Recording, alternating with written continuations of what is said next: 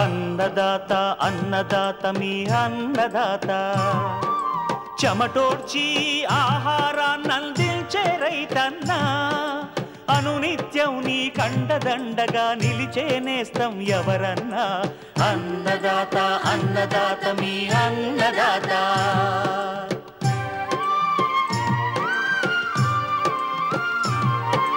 నూతన రీతుల సాగుబడికి నూరింతలు పెరిగే దిగుబడికి సూచనలిచ్చే సస్య రక్షణకు పశు పోషణకి శాస్త్ర విజ్ఞానం అందించి ముందుకు నడిపే తెలుగు రైతు భారతదేశానికి మకుటం అయ్యేలా తీర్చిదిద్దే ఆశయంతో మిమ్ము మేలు కొలిపేది అన్నదాత అన్నదాత అన్నదాత మీ అన్నదాత అన్నదాత అన్నదాత మీ అన్నదాత. అన్నదాత ప్రేక్షకులకు నమస్కారం. ఈనాటి ముఖ్యాంశాలు: యాసంగి వరి నారుమల్ల యాజమాన్యం,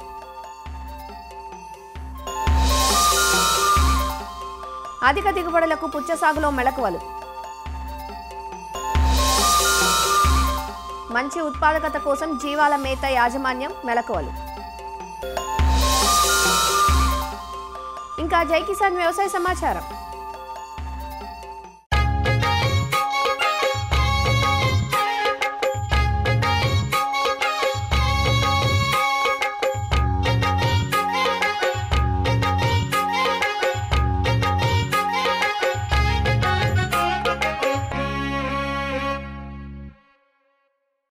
ఉభయ తెలుగు రాష్ట్రాల్లో సాగయ్యే ప్రధాన ఆహార ధాన్యపు పంట వరి.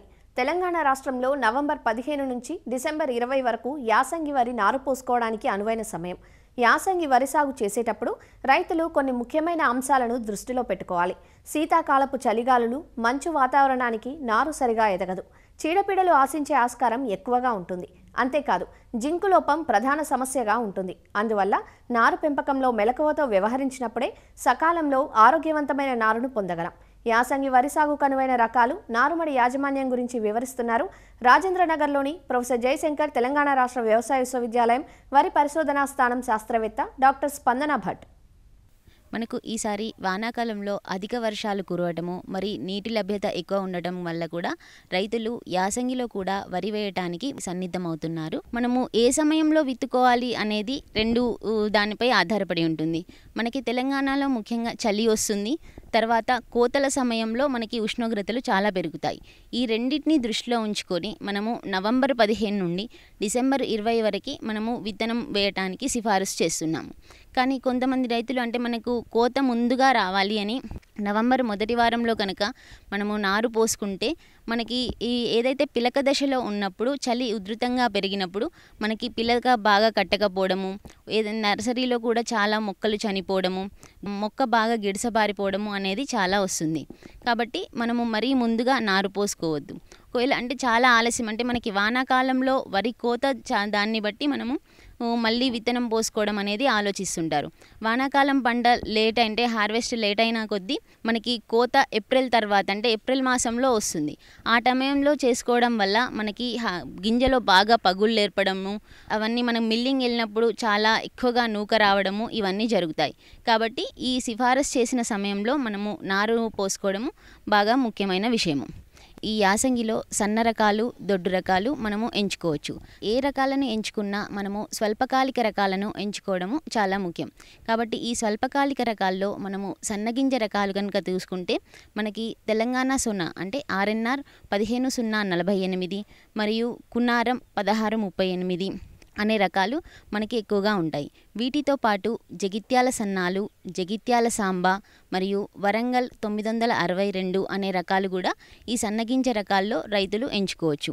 ఇక దొడ్డు గింజ రకాలు అనుకునే రైతులు మనము JGL 24423 అనే రకము మరియు KNM 118 అనే రకము మనకి అందుబాటులో ఉంటాయి. ఇంకొకటి, మనము ఎంపిక చేసుకున్న విత్తనానికి తప్పకుండా మనము విత్తన శుద్ధి అనేది పాటించాలి. ఈ విత్తన శుద్ధికై మనము 1 లీటర్ నీటికి 1 గ్రాము కార్బండజిమ్ కలిపిన దాంట్లో మనము విత్తనము నానబెట్టుకోవాలి.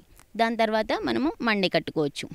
లేదంటే మనకు ఎంచుకున్న విత్తనానికి నిద్రావస్థ కనుక ఉన్నది అని గమనించుకుంటే మనము 1 లీటర్కి 6.5 ml గాఢ నత్రికామ్లంలో మనము విత్తనం నానబెట్టుకున్న తర్వాత దాన్ని కడిగిని మంచిగా తర్వాత మనం మండే కట్టుకోవాలి. కాబట్టి ఈ విత్తన శుద్ధి అనేది మనము తప్పకంగా ఆచరించాల్సినవని. ఇంకొకటి మనము నారుమడి యాజమాన్యంలో ముఖ్యంగా పాటించాల్సింది ఏంటంటే మనము బాగా చివికిన పశువుల ఎరువు కానీ కోళ్ళ ఎరువు కానీ మనము 2 గుంటల నారుమడికి ఒక 2 క్వింటాళ్ళు తప్పకుండా వేయాలి. దీనివల్ల మనకి నారు బాగా ఎదుగుతుంది.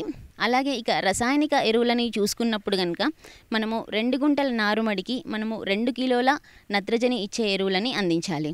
అంటే 1 కిలో మనము విత్తేసుకున్నప్పుడు 10-15 రోజుల విత్తిన తర్వాత మరి 1 కిలో నత్రజని అందించే ఎరువులని తప్పకుండా అందించాలి. అలాగే దమ్ము చేసిన తర్వాత ఎత్తైన నారుమళ్ళని అనేది మనము ప్రిపేర్ చేసుకోవాలి. ఈ ఎత్తైన నారుమళ్ళని ఎందుకు అంటే మనము నీళ్లు పెట్టడానికి తీయడానికి వీలుగా ఉంటాయి. మనకి మొలక శాతం కూడా చాలా వృద్ధిగా ఉంటుంది.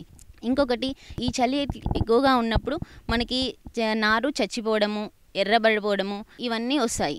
దీనికి మనము మన నారుమళ్ళకి కర్రతో కానీ లేకపోతే ఇనుప చువ్వలతో కానీ మనం ఊతం ఇచ్చి దానిపైన ఒక ప్లాస్టిక్ సంచి లేదా మనము యూరియా బస్తాలతో ఏర్పడిన సంచి టార్పలిన్ లాంటి రాత్రిపూట కప్పి ఉంచాలి. దీనివల్ల మనము మంచు అనేది మన నర్సరీని పాడు చేయక ఉంటుంది. ఇది మనము ప్రొద్దున తీసేయాలి. ఇంకొకటి మనం నారుమళ్ళలో కూడా ఖచ్చితంగా కలుపు యాజమాన్యం అనేది పాటించాలి. ఎందుకంటే మనము నారుమళ్ళలో ఆల్మోస్ట్ అన్ని గడ్డి జాతికి సంబంధించిన కలుపు వస్తే అది గుర్తుపట్టడం కష్టమవుతుంది. అది గుర్తుపట్టినప్పుడు అవి ప్రధాన పొలంకి కూడా చేరిపోతుంటాయి. కాబట్టి దీంట్లో మనము కలుపు యాజమాన్యానికి ప్రెట్లాక్లోర్ ప్లస్ సేఫ్నర్ అనే మందుని 1 లీటర్ నీటికి 5 ml కలిపి పిచికారీ చేసుకోవచ్చు. ఇది 8 నుండి 10 రోజుల తర్వాత అంటే మనం విత్తిన తర్వాత 8 నుండి 10 రోజుల తర్వాత చేసుకోవచ్చు.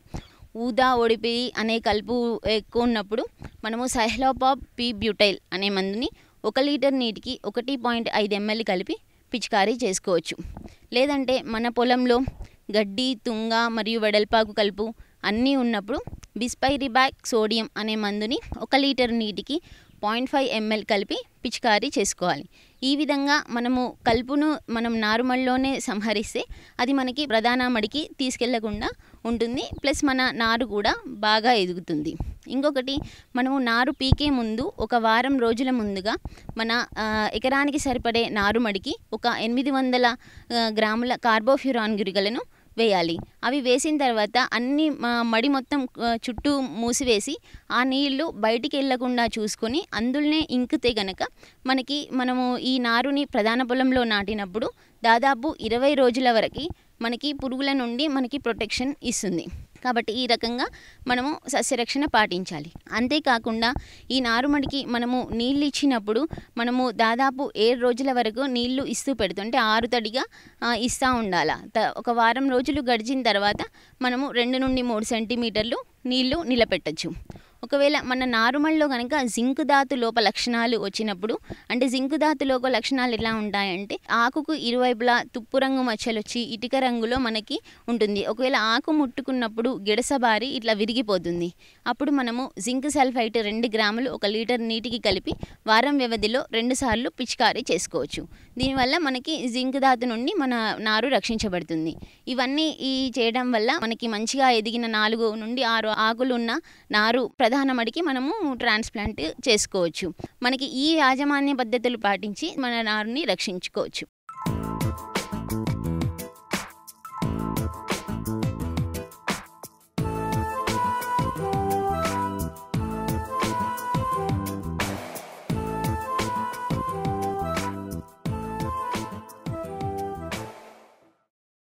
ఫిబ్రవరిలో వచ్చే శివరాత్రి మొదలు మే జూన్ మాసాల్లో ఎండలు తగ్గే వరకు డిమాండ్ ఉండే పండ్లలో ప్రథమ స్థానంలో ఉంటుంది పుచ్చ. వేసవి తాపాన్ని తీర్చడంలో ఈ పండు ప్రత్యేకతే వేరు. చిన్న పరిమాణం గల ఐస్ బాక్స్ రకాలు వచ్చాక పుచ్చను ఏడాది పొడవునా సాగు చేస్తున్నారు. ఖరీఫ్ పంటల తర్వాత రబీలో నీటి వసతి ఉన్న ప్రాంతాల్లో పుచ్చను భేషుగ్గా సాగు చేసుకోవచ్చు. 90 నుంచి 100 రోజుల పంటకాలం కలిగిన పుచ్చను నవంబర్ నుంచి ఫిబ్రవరి వరకు దఫదఫాలుగా విత్తుకొని సాగు చేపట్టవచ్చు. డ్రిప్, మల్చింగ్లు ఏర్పాటు చేసుకొని విత్తుకోవడం మొదలు సరైన యాజమాన్య సస్యరక్షణ చర్యలు చేపడితే ఎకరాకు 25 నుంచి 30 టన్నుల దిగుబడి పొందే అవకాశం ఉందంటూ పుచ్చ సాగులో మెలకువలను తెలియజేస్తున్నారు ఆచార్య ఎన్జీ రంగా వ్యవసాయ విశ్వవిద్యాలయం శ్రీకాకుళం జిల్లా నైరా వ్యవసాయ కళాశాల అధ్యాపకులు డాక్టర్ డి చిన్నమనాయుడు. రబీ పంట కాలంలో చాలామంది రైతులు ఈ పుచ్చ సాగు ఎక్కడైతే నీటి సదుపాయం ఉంటుందో అక్కడ చాలామంది రైతులు వేయటం జరుగుతుంది. దీనికోసమైతే నేలలు మనకి ఇసుక గరప నేలలు, నీరు నిలవనటువంటి నేలలు బాగా అనుకూలంగా ఉంటాయి. ఉదజని సూచిక అంటారు, pH అంటాం. ఆ pH కనుక 6.4, 7 మధ్యలో ఉండే నేలలు కనుక అయితే మరి పంట పెరుగుదల బాగుంటుంది. చివరి దుక్కులోని లేదా దున్నుతున్నప్పుడే ఎకరాకి 5 నుంచి 6 టన్నుల పశువుల గత్తం కానీ లేదా 1 నుంచి 1.5 టన్నుల ఈ వర్మి కంపోస్ట్ కానీ వేసి సేంద్రియ ఎరువులు ఎంత వేయగలిగితే అంత అందించడం చాలా మంచి యాజమాన్యం. మరి రకాల విషయానికి వస్తే అర్కా మానిక్ అని చెప్పేసి మనకి IIHR బెంగళూరు నుంచి విడుదలైనటువంటి రకం తెల్లని పచ్చని చారలతో కాయ ఉంటుంది. ఒక 6 నుంచి 8 కిలోల వరకు కూడా ఒక కాయ బరువు తూగుతుంది.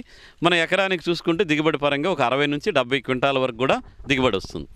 అదేవిధంగా నల్ల తొక్క ఉండేటువంటి రకాలు మనకు చూస్తే షుగర్ బేబీ అని చెప్పేసి ఒక రకం ఉంది.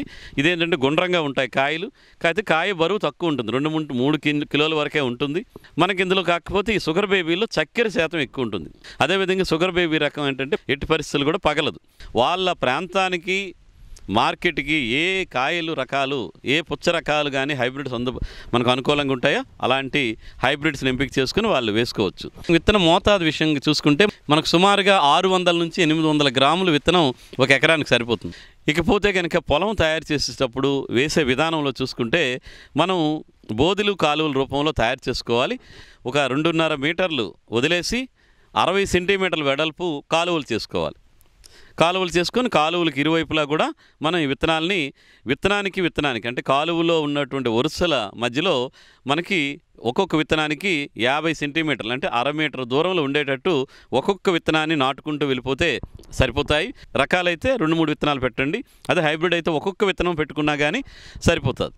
ప్లాస్టిక్ మల్చి వాడి కూడా పుచ్చ సాగు చేసుకుంటే మనకు చాలా విధాలుగా కలుపు సమస్య కానీ నీటి యాజమాన్యం కానీ ఇలాంటి ఇబ్బందులు ఏమీ లేకుండా ఉంటాయి. కాబట్టి మరి దిగుబడి కూడా ఎక్కువగా వస్తున్నట్టు గమనిస్తున్నాం. ఒకవేళ కాలువల పద్ధతిలో వేసినప్పుడు ఈ కలుపు సమస్య ఉంటుంది కాబట్టి దానికోసం 1 లీటరు పెండిమిథిలినటువంటి కలుపు మందుని 200 లీటర్ల నీటికి కలిపి మనకు విత్తనాలు ఎక్కడైతే పదునులోనే విత్తనాలు వేయటం జరుగుతుంది. కాబట్టి ఆ సమయంలో కనుక మనం పిచికారీ చేసుకుంటే తగ్గిపోతుంది. మనకి 1 ఎకరానికి చూసుకుంటే కనుక 40 కేజీలు నత్రజని అంటే సుమారుగా 90 కేజీల వరకు యూరియా, అదేవిధంగా 32 కేజీల వరకు భాస్వరం పడుతుంది. మనకు 16 నుంచి 20 కేజీలు అంటే పొటాష్ అవసరం వస్తుంది. ఈ భాస్వరం ఎరువు ఏదైతే ఉందో అది చివరి దుక్కులోనే ఒక 4 బస్తాల వరకు సింగిల్ సూపర్ ఫాస్ఫేట్ వేసేసి కలిగి దున్నుతాం. తర్వాత మనకు మొత్తం కావాల్సిన యూరియాని 3 భాగాలుగా చేసుకొని మొదటి భాగం విత్తనం విత్తేటప్పుడు, రెండో భాగాన్ని 25-30 రోజుల సమయంలోని, మూడో భాగాన్ని 50-60 రోజుల మధ్యలో ఈ 3 దఫాలుగా వేసుకుంటాము. పొటాషియం కూడా 2 దఫాలుగా మొదటి దశలోను, మూడో దఫా యూరియాతో పాటు కలిపి వేసుకుంటే మనకు చాలా వరకు ఈ ఎరువుల యాజమాన్యం సక్రమంగా జరిగి పంట ఆరోగ్యంగా పెరగడానికి ఆస్కారం ఉంటుంది. ఈ పోషక యాజమాన్యంలో భాగంగా ఈ కాయలు పగలకుండాను, అదేవిధంగా ఆడపూలు ఎక్కువగా రావడానికి ఇంకా పూత మొదలవుతున్నప్పుడే అంటే 35 రోజులు 40 రోజులకి ఈ బోరాక్స్ పౌడరు లేదా బోరాన్ సూక్ష్మ పోషక దాచుగాన్ని 2 నుంచి 3 గ్రాములు 1 లీటర్ నీటికి కలిపి మనం పిచికారీ చేసుకోవడం వల్ల ఆడపూలు ఎక్కువగా వస్తాయి. తద్వారా మనకి ఎక్కువ ఫలదీకరణం జరిగి దిగుబడి రావడానికి ఆస్కారం ఉంటుంది. ఎక్కడైనా సూక్ష్మ ధాతు లోపాలుంటే అంటే ఆకులు పసుబారిపోవడం కానీ ఆకులు గిడసబారిపోవడం ఇలాంటి లోప లక్షణాలు కనిపిస్తే ఏదైతే సూక్ష్మ పోషక మిశ్రమాలు అది 3 నుంచి 5 గ్రాములు కలిపి అవసరం మేరకు సూక్ష్మ పోషకాలని అందించుకోవచ్చు. పుచ్చ పెరుగుతున్నప్పుడు కొనలు బాగా పెరిగిపోతుంటాయి. అలా పెరుగుతున్నప్పుడు 1 మీటర్ లెంగ్త్ వచ్చిన తర్వాత పైన ఉన్నటువంటి చిగురులను కనుక మరి చిక్కితే పక్క కొమ్మలు ఎక్కువ వచ్చి దిగుబడి బాగా పెరుగుతుంది. ఇంకా నీటి యాజమాన్యం విషయానికి వస్తే అతనికి నేల పరిస్థితిని బట్టి మనం నీటి యాజమాన్యం చేసుకోవాలి. అంటే 12 నుంచి 15 రోజులకి ఇసుక గరప నేలల్లోనూ, కొంచెం ఒండ్రు కలిసిన రేగడి భూములు అయితే 15 నుంచి 20 రోజులు వ్యవధిలో అంటే మనకి ఒక 3 నుంచి 4 నీటి తడులు అవసరం వస్తాయి. అదే డ్రిప్ ఇరిగేషన్, అక్కడ అవసరాన్ని బట్టి డ్రిప్ ఎన్నిసార్లు ఆన్ చేయాలి అనేది వాళ్ళకి రైతులకి ఒక అనుభవపూర్వకంగా మట్టిని బట్టి మొక్క వాడుతుంటే కనుక డ్రిప్ ఆన్ చేసుకొని మనం ఎరువులు నేరుగా ఇచ్చే ఎరువులు కానీ లేదా నీటిలో కరిగేటువంటి ఎరువులు చాలా ఉన్నాయి. మనం ఈ డ్రిప్ ద్వారా అందించుకొని మనం ఎరువుల యాజమాన్యాన్ని సక్రమంగా చేసుకోవచ్చు. ఇకపోతే చీడపీడలు మనకి ఎక్కువగా ఒక్కొక్కసారి ఉష్ణోగ్రతలు ఎక్కువ ఉంటే ఈ రసం పీల్చే పురుగులు ఎక్కువగా వస్తుంటాయి. తద్వారా మనకి వైరస్ తెగులు కూడా వచ్చేటువంటి అవకాశం ఉంటుంది. కాబట్టి ఈ రసం పీల్చే పురుగులు నివారించుకోవడానికి పొలంలో అక్కడక్కడ 25 వరకు పసుపు రంగు, ఒక 10 వరకు నీలం రంగు జిగురు అట్టల్ని మనకి పంట నుంచి ఒక అరడుగు ఎత్తులో వచ్చే విధంగా కర్రలకి వంటించి మనం పెట్టుకుంటే దీనివల్ల మనకి పొలంలో ఎలాంటి పురుగులు తిరుగుతున్నాయో తెలిసిపోతుంది. ఈ ఎగురుతున్నటువంటి తెల్లదోమలు అయితే ఈ జిగురు అట్టలకు అంటుకోవడం ద్వారా చాలా వరకు నివారించబడుతుంది. విత్తినటువంటి 15-20 రోజులకే ఒకసారి వేప నూనెను 5 మిల్లీలీటర్లు 1 లీటర్ నీటికి కలిపి వేప నూనె పిచికారీ చేసుకోవడం. ఒకవేళ తెల్లదోమలు కానీ పచ్చదోమ కానీ తామర పురుగులు ఉంటే ఇమిడాక్లోప్రిడ్ అనేటువంటి అంతర్వాహిక మందుని మనకి 0.25 మిల్లీలీటర్లు 1 లీటర్ నీటికి చెప్పుని కలిపి పిచికారీ చేసుకోవడం. మనకి రసం పీల్చే పురుగులను కనుక మనం నియంత్రించుకుంటే తద్వారా వైరస్ తెగులు కూడా చాలా వరకు తగ్గుతుంది. మనకు సుమారుగా 75-80 రోజులకి కాయలు తయారైపోతాయి. కాయలు తయారయ్యేటప్పుడు చిగురు ఏదో కాయ తాలూకా మూడికి అంటాము, అది కొంచెం వడలిపోయినట్టు ఎండిపోయినట్టు కనిపిస్తుంది. అదేవిధంగా తయారైందే లేదనేది మనం కాయని కనుక తట్టి చూస్తే మనకు ఒక డ్రమ్ము మీద కొట్టినటువంటి టంగ్ టంగ్ అని శబ్దం వస్తుంది. అలాంటి శబ్దం వచ్చిందంటే కాయ బాగా తయారైపోయిందని. సో ఆ విధంగా రైతులు ఈ కోత సమయాన్ని కూడా నిర్ధారించుకొని మార్కెట్కి తగ్గ గనక ప్రణాళికాబద్ధంగా ఈ పుచ్చ పంటను కనుక సాగు చేసుకుంటే మంచి నికరాదాయం తీసుకోవడానికి ఆస్కారం ఉంటుంది.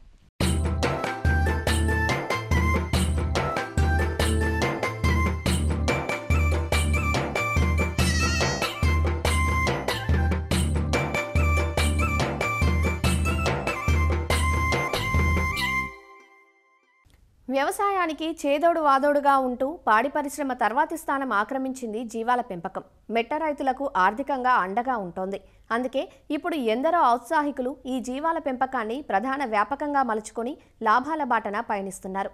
ఇటీవలి కాలంలో శాస్త్రీయ పద్ధతిలో షెడ్లలో ఉంచి మేత, దానా ఇచ్చే సాంద్ర, పాక్షిక సాంద్ర విధానాల్లో జీవాల పెంపకం చేస్తున్నారు పెంపకదారులు. జీవాల పెంపకంలో ప్రధాన భూమిక పోషించేది పోషణ. సమగ్ర సమతుల ఆహారాన్ని మనం అందించినప్పుడే అవి తిన్న మేతను మాంసం రూపంలోకి మార్చి మంచి ఉత్పాదకతను అందిస్తాయి. మరి జీవాల పెంపకంలో ఎలాంటి మేతలను అందించాలో సూచిస్తున్నారు సంగారెడ్డి జిల్లా జహీరాబాద్ డిడిఎస్ కృషి విజ్ఞాన కేంద్రం పశుసంవర్ధక శాఖ శాస్త్రవేత్త డాక్టర్ కైలాష్ మద్నే. భారతదేశంలో అదేవిధంగా తెలంగాణలో చూసుకున్నట్లయితే మేకల పెంపకానికి ఎక్కువ డిమాండ్ ఉండింది. ఆ మేక మాంసం అనేది ఉత్పత్తి అవ్వడానికి దానికి కావాల్సినటువంటి తగిన దానా కానివ్వండి, మేతలు కానివ్వండి సరిపడా అనేవి అందకపోవడం వల్ల వాటి యొక్క శరీర బరువు తగిన సమయానికి శరీర బరువు అనేది రాకుండా రైతులు చాలా వరకు నష్టపోతూ ఉన్నారు. ఈ సమస్యని మనం తగ్గించడానికి చౌకగా అందుబాటులో ఉన్నటువంటి వ్యవసాయ ఉత్పత్తులు ఏవైతే ఉన్నాయో వాటిని వినియోగించుకొని మనం ఈ దానాన్ని తయారు చేసి శరీర బరువుకు తగ్గట్టుగా 200 నుంచి 300 గ్రాములు, అదేవిధంగా 500 నుంచి 700 గ్రాములు మనం ప్రతిరోజు ఉదయం సాయంత్రం అందించినట్లయితే వాటి యొక్క శరీర బరువు అనేది త్వరగా పెరగడానికి ఎక్కువ ఛాన్సెస్ ఉంటాయి. దానా మనం ఎప్పుడెప్పుడు ఎంత శాతంలో పెట్టుకోవాలనేది మనం ఇప్పుడు చూసినట్లయితే మన మేకపిల్లలు ఏవైతే ఉన్నాయో 3వ నెల వయసు నుంచి దానా అనేవి తినడం ప్రారంభిస్తూ ఉంటాయి. ఆ దానాలో తీగ జాతి, అదేవిధంగా గడ్డి జాతి, అదేవిధంగా మనకి దానా మిశ్రమం అనేది ఉండాలి. ఈ దానా మిశ్రమంలో మనకి అన్నీ అందేటట్టుగా చూసుకోవాలి. అంటే వ్యవసాయ ఉత్పత్తుల్లో చౌకగా దానా ఫార్ములాని ఇప్పుడు మనం చూద్దాం.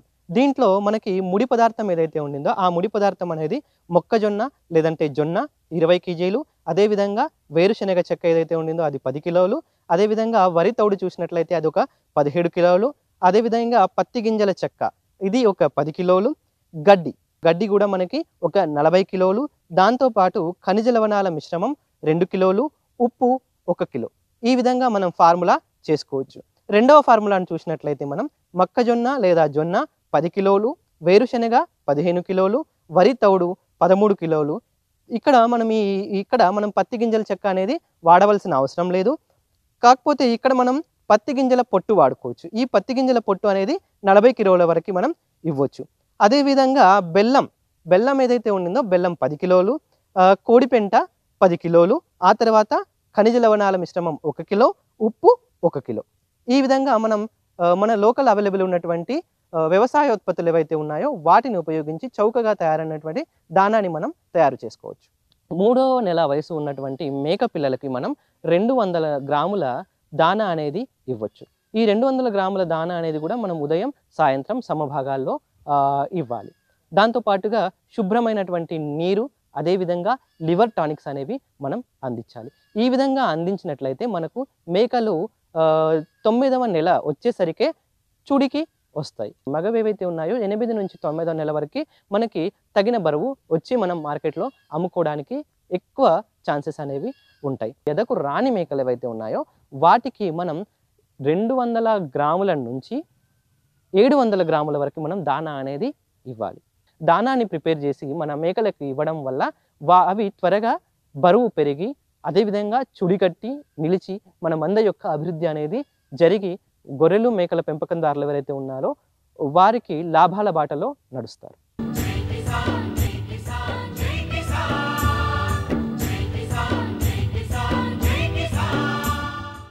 వ్యవసాయ సమాచారం ఇప్పుడు జై కిసాన్లో చూద్దాం. కాకినాడ జిల్లా తాళ్లరేవు మండలం పి మల్లవరం గ్రామానికి చెందిన ధూళిపూడి బాబీ అనే రైతు ప్రకృతి వ్యవసాయ విధానంలో బర్మా బ్లాక్ వరి సాగు చేశాడు. అరెకరంలో సాగు చేసిన ఈ వరి పైరు ప్రస్తుతం కోతలకు సిద్ధంగా ఉంది. అధిక పోషక విలువలు కలిగిన ఈ రకానికి మంచి ధర పలుకుతుందని, సహజ విధానాలను ఆచరిస్తున్నందున ఖర్చులు తగ్గడమే కాకుండా ధాన్యం నాణ్యత సైతం బాగుంటుందని రైతు చెబుతున్నాడు. ప్రకృతి విధానంలో వరి సాగు చేయడంపై జిల్లా రైతులకు అవగాహన కల్పిస్తున్నామని నిర్వాహకులు చెబుతున్నారు. రైతుల్లో ఉండే అపోహలను తొలగించేందుకు రైతుల పొలాల్లో క్షేత్ర పర్యటనలు సైతం నిర్వహిస్తున్నట్టు తెలిపారు. మనం ప్రకృతి వ్యవసాయం చేసే ముందు 31 రకాల విత్తనాలతో PMDS అనేసి వేస్తాం సార్. అది ప్రీమాన్ డ్రై సోయింగ్ అంటారు. తొలకర జల్లులు కురిసే ముందు దీన్ని 40 నుంచి 45 రోజులు పొలంలో ఉంచుతాము. అది మొక్క పూత దశకి వచ్చిన తర్వాత అది దమ్ములో కలియ దున్నేస్తాం సార్. దమ్ములో కలియ దున్నేసిన తర్వాత మనం నారు శుద్ధి చేసుకొని నాటులు అనేవి వేసుకుంటాము. అలాగే గంజీవామృతం వచ్చి 400 కేజీలు ఒక ఎకరాకి పడుతుంది సార్. దమ్ములో 200 కేజీలు వేసుకుంటాము. పూడ్చిన 10 రోజుల్లోపు మళ్ళీ మిగిలిన 200 కేజీలు గంజీవామృతాన్ని పొలంలో జల్లేసుకుంటాము. తర్వాత వచ్చేసరికి 15 రోజులకు ఒకసారి జీవామృతం అనేది స్ప్రే చేస్తాం సార్. దీన్ని వరి పొలానికి పారించడం కానీ స్ప్రే చేయడం కానీ ప్రతి 15 రోజులకు ఒకసారి చేయాలి. ఈ నీమాస్త్రం వచ్చేసరికి ప్రతి 20 రోజులకు ఒకసారి స్ప్రే చేసుకుంటాం సార్. ఇలా చేయడం వల్ల పొలానికి చీడపీడలు అనేవి రాకుండా ఉంటాయి. ఒకవేళ వాతావరణ దృష్ట్యా ఏదైనా చీడపీడలు వచ్చినప్పటికీ కూడా ఆ చీడపీడలు మనం ముందుగానే గుర్తించి దానికి సంబంధించిన కషాయాలు అనేవి ఇందులో వాడడం జరుగుతుంది సార్. అలాగే దోమ నివారణకి వచ్చేసరికి మనకి ఆవుమూత్రం, తూటికాడ కషాయం అనేది బాగా పనిచేస్తుంది సార్. ఇప్పుడు మన కోస్తా ఏరియాకి వచ్చేసరికి ప్రకృతి వ్యవసాయం చేసేటప్పుడు మనంతా వాటర్ ఎక్కువ వచ్చేసే ఏరియా. ఇక్కడ ప్రకృతి వ్యవసాయం చేయడానికి అంత ఇదిగా రైతులు అయితే ముందుకు వచ్చేవారు కాదు సార్. రియల్గా మన బాబీ గారు ఎవరైతే ఉన్నారో బాబీ గారు పొలంలో దీన్ని చేయడం జరిగింది సార్. ఈ రోజు సార్ పొలం సీసీ చేసి ఆ సీసీలో వచ్చిన దిగుబడి ఎకరాకి 22 బస్తాలు రావడం మన రైతులందరూ చూసి ఈ ప్రకృతి వ్యవసాయం చేయడం వల్ల ఖర్చులు తగ్గుతున్నాయి, పంట బాగానే పండుతుంది అనేసి రైతులందరూ చేయడానికి ముందుకు రావడం జరిగింది సార్. ఈ సేంద్రీయ వ్యవసాయం చేయడానికి ఆకుమండి నుంచి ఏమి పిండి వేయకుండా మామూలుగా ఆకుమండి వేసి ఊడ్చిన తర్వాత లేబర్కి వచ్చి ఏ విధంగా ముందు వ్యవసాయానికి పెడుతున్నాం అదే విధంగా ఊడ్పుకి అన్నీ మామూలు అండి. ఇంగ్లీష్ మందులకి అయితే వేలు మీద ఖర్చు పెట్టి మందులు కొట్టాలా. ఇదైతే ఆవుమూత్రం, ఆవు పేడ, శనగపిండి ఇటువంటి పదార్థాలన్నీ కలిపి మనం సొంతంగా తయారు చేసుకోవాలి. రోజు కష్టపడి తయారు చేసుకుని 2 రోజుల పంతులు కొట్టేసుకోవచ్చండి. అలాగే 15 రోజులకి ఒకసారి కొట్టి ఉంటే దానివల్ల ఖర్చులు మొత్తానికి విపరీతమైన ఖర్చు తేడా వస్తుంది. ఇది అయితే 5,000తో అయితే దానికి 5 గుంచాలకు 12,000 దాకా 10,000 దాకా అయిపోద్దండి. మొత్తం లాస్ట్ వస్తే 25,000 అవుతుంది, దీనికి 10,000తోనే అయిపోతుంది. 10,000 కూడా అవుతుంది.